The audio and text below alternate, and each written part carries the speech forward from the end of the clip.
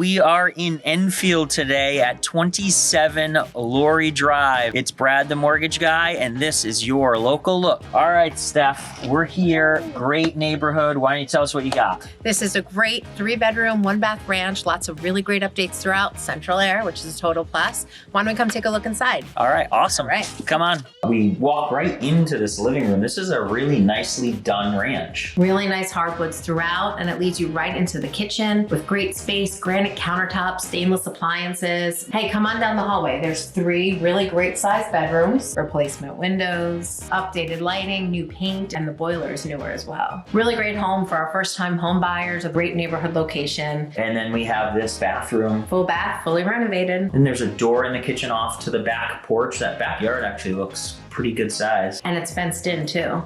If you want to take a look at this house, hit Steph up. You want to talk financing options, give me a call. Enfield, thanks a lot. Steph, thanks for the tour. It's Brad, the mortgage guy. We're out of here.